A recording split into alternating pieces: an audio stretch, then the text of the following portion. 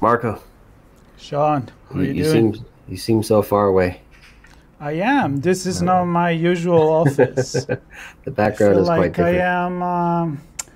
I'm close to our next destination. That's There how you I go. feel. And you are where I want to be, but that's another story.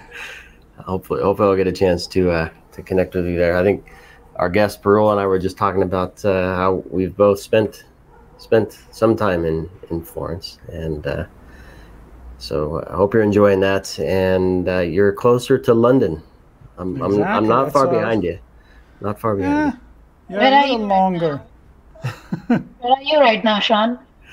I'm actually in California at the moment. Ah, He's, then it's a you're long you're way way away. behind. I'm He's way way too far. I'm 9 hours behind you, but I'm heading your way. Heading your way. I'll be getting on a plane soon, and sadly I won't be making a pit stop in Florence. I'm going straight to London. But anyway, You'll go um, later. I'll go later. And so this is our chats on the road. People are probably wondering what we're talking about here. So we're on our way to Infosecurity Europe in London, of course, and we like to have chats with keynotes and presenters at the conference to learn about what's going on and get a sneak peek into what's going to be presented and discussed at the conference. And I'm thrilled to have Parul Khedwal on. Parul, how are you?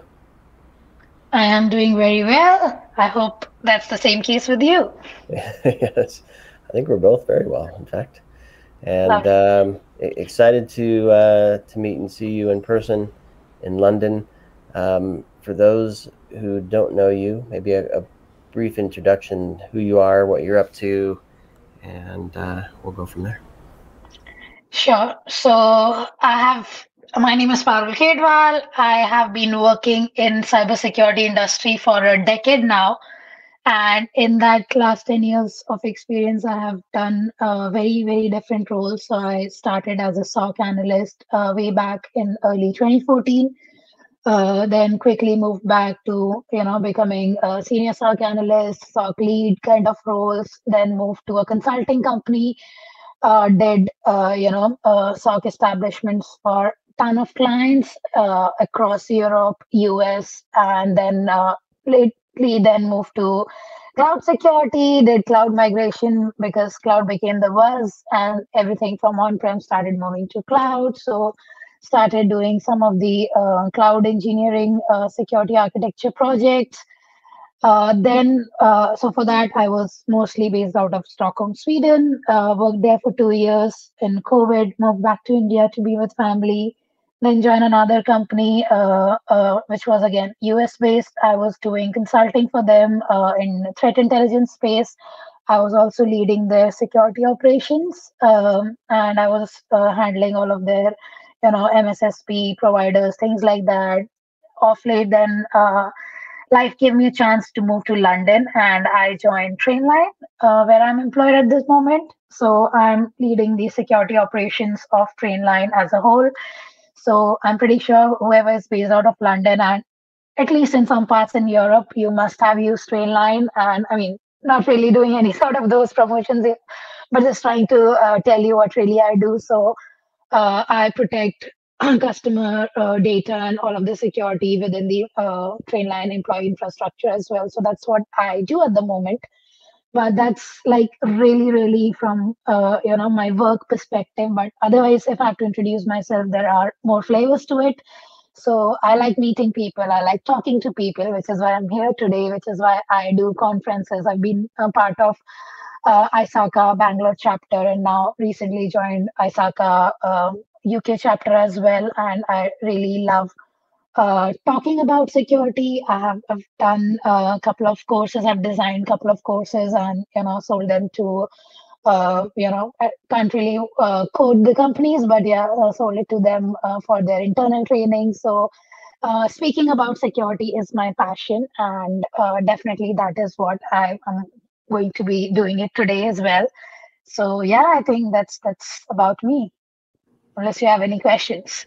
I have loads of No, questions. that's it. Podcast is done.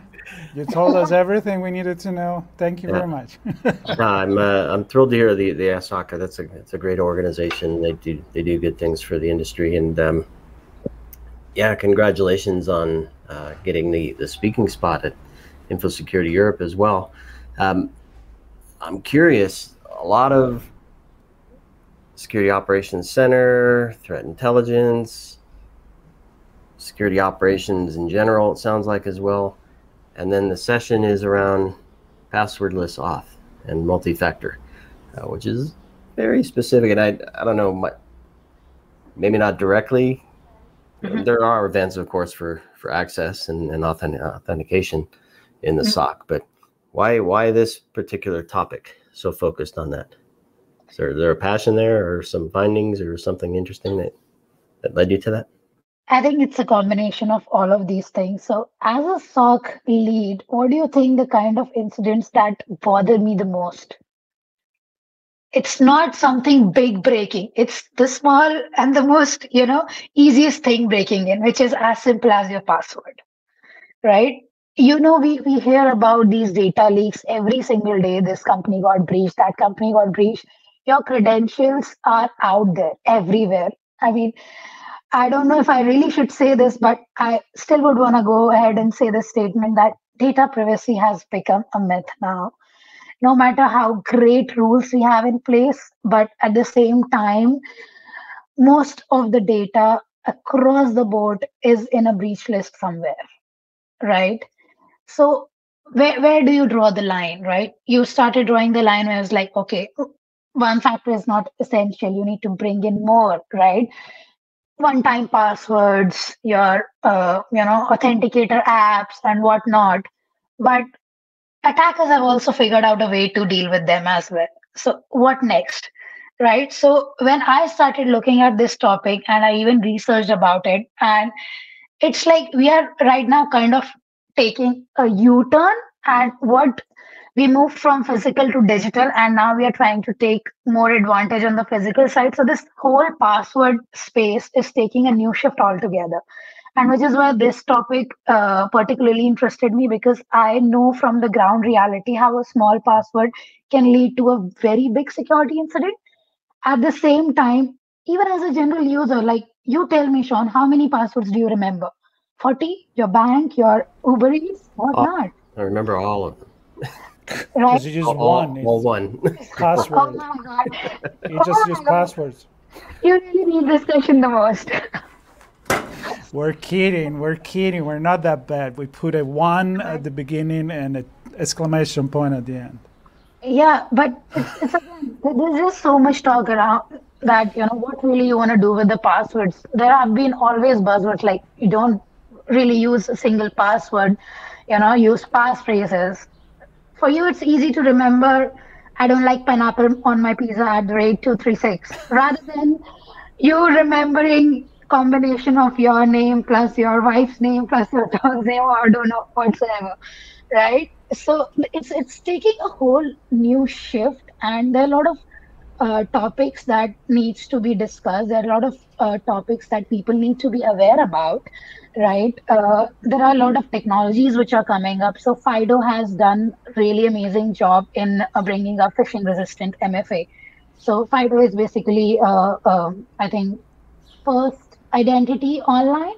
That's what it stands for. I'm sorry if I'm not quoting it correct, because that's what I remember vaguely.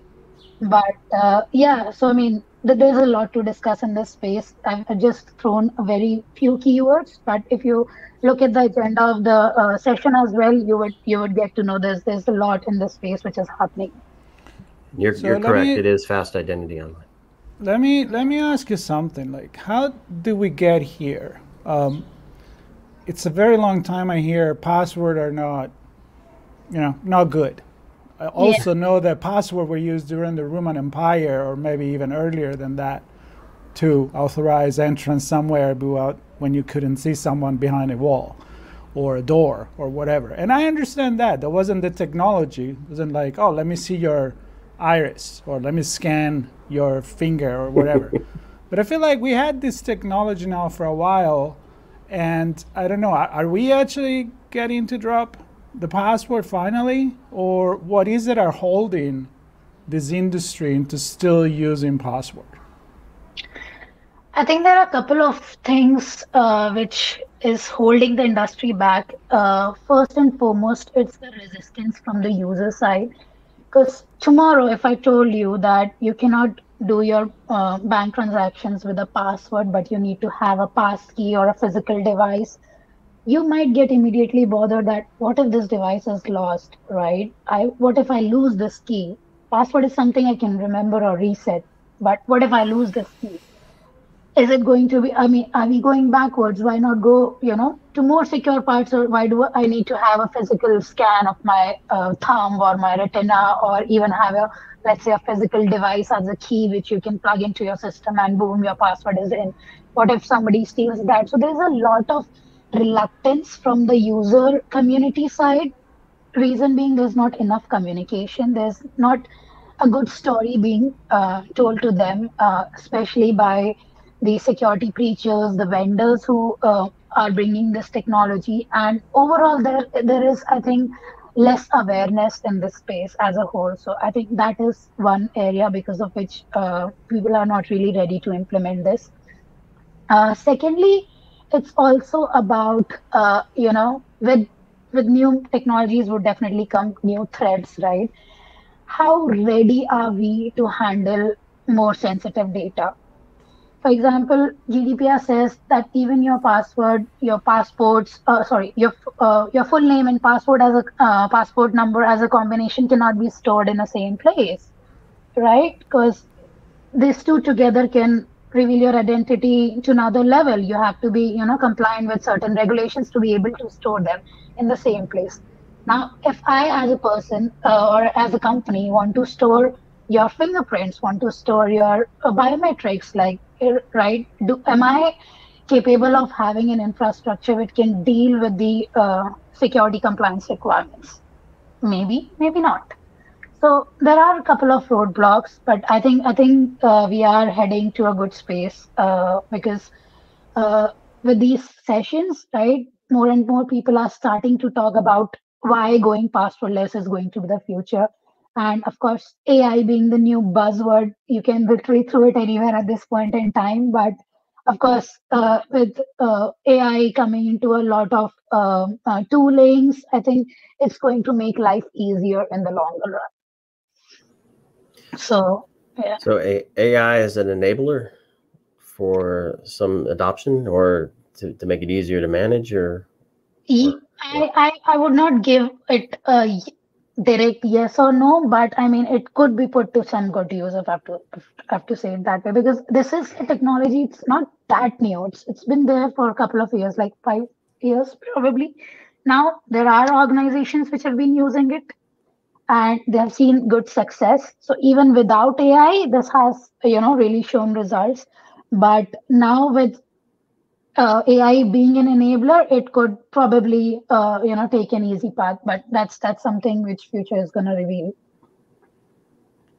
and so don't give anything away from your session, but is there a story you can tell that kind of sums up what you hope to talk about during your session? Yep. So, I mean, if I have to nail it down to a very short story, it's more like, everybody now cares about security, right? At the same time, everybody now cares about convenience. How do we marry this together, right? And how this approach is going to help in achieving this. We have talked about a lot of different things, right? Phishing, what is a phishing resistant MFA? What's the need to go passwordless? If you can't go passwordless, how to go with passphrases. If you don't even want to go with that, go to YubiKeys, passkeys, and whatnot, right? So there are a whole bunch of topics that you're going to listen probably in the session about, which would give you, an end game to the story that how everything is making sense. Security, passwords, no passwords, keys, how it all comes together. How much, you mentioned the user resistance to let go something that even if it is a pain, because the password is a pain, they are still thinking that anything else is going to be even more painful. So two-factor authentication. But on the other hand, if you have a multi-factor that involve, I don't know, I know it sounds scary, but when you go to the airport, you're already using your face to board the airplane. And they don't even ask you if you're okay with that or not. It's just the way it is. I just went through that. So on one way, I'm like thinking, okay, I'm in cybersecurity, privacy, blah, blah, blah. Why didn't you ask me to do that? But then I'm like, you know what? If it makes the airplane more secure, and I didn't even have to pull out my boarding pass or my phone, it's kind of cool. So are we not, as you mentioned, are we not marketing correctly to? I think marketing was not the word, but I think I did use a word called like we are not telling the right story to the users. Well, but I'm in marketing, so for me that's also telling the right story, right? That way. Yes, and it's also about, I don't know, probably it's more about trust, right? When Yes, you're yeah. going to airport security, you have probably little more trust that it's an airport. It would be regulated by government authorities. There would be regular checks. But when it's let's say a small vendor from which you order food, would you have the same level of trust? Maybe Right, yes. not, right? So that could be one barring factor for people to not really I, buy. I wouldn't want to do retina scan to buy an espresso on a bar tomorrow, but I think to go on a I plane, don't I'm know. I need probably an cool. espresso. Probably, You'll give probably, away your retina for an espresso? Okay. Yeah. probably 20 years down the line, probably you walk away into a Pret with your iris, your bank account is linked, and you get just Probably. pick the coffee and go away. You don't know. Yeah, probably. That's possible. That's definitely possible. Or a pint at a pub, maybe. I don't know. We'll see. All right. Well, Parul, can you give us, as we wrap here, can you give us a sense of who you're speaking to during your session? So clearly, you have a lot of operations and security management background. Your co-presenter Raul looks at ID and access management, so he has more, not more, Yeah. but that perspective. So who's there? Is this practitioners? Is it security leaders, So we operations center folks? Who are you I'm speaking not to? I'm not really directly spoken with him yet, so we have upcoming moderation session coming up where we would discuss more about what really his experiences are, what my thoughts are. But he comes from a consulting background and he has implemented identity and access management solutions for a ton of clients. So I think he would definitely know the pain points so that from an organization side, how easy or not so easy the approach is going to be and what the future road would look like. So I'm kind of more interested to even hear that side of the story as well. Yeah, because there's what's the strategy? How does it support the business? How do we put policies and start to implement the controls? And then you have this helps us ensure security by monitoring and tying it back to the rest of the operations. It's gonna be a great conversation. That's why I picked it. I'm glad you were able to join us. This is, of course, going to tie back to all of security monitoring because, when MFA goes bad, there's a lot of phishing. So all of this is tied back together to your credential security in the first place. Make it easier for the analyst. Definitely. I love it. Well, this session is called MFA 2FA, Passwordless Authentication, Rising to the Next Level of Protection. That's on Thursday the 6th at 1:15 local time there in London. And Parul, congratulations again on getting this spot to tell these stories and help folks, along with Raul, kind of marry these two sides of the coin together. My pleasure. Well, we will see you soon enough, and we're very excited for another successful Infosecurity Europe. That will be, Sean, our 6th one, I believe. So Number 6, exactly. Number 6. Exactly. Wow. Yep, we're that old. So I know you can tell. Mine is second one. Last time I was a visitor, this time I'm a speaker, so I think that's a good progress. that's wonderful. That's wonderful. Congratulations on that. And yeah, we're looking definitely forward to see you there and have an in-person in person 5 minutes, hopefully, out of your busy schedule to say hi. And to everybody else, if you can be in London, we'll be there. If you can't, you want to follow us, because we will tell you what's going on, and everybody win. There's going to be a lot going on, Marco. I know. I'm ready. I know, I'm ready. me too. You're ready. All right. Well, thanks, Parul, for taking this time and for taking the time at the conference to share your stories. Thanks, everybody, for listening and watching our chats on the road to Infosecurity Europe in London. We will see you all soon. Please stay tuned, subscribe, share with your friends and enemies, and we'll catch you all there. Safe journey, everybody. Thank you.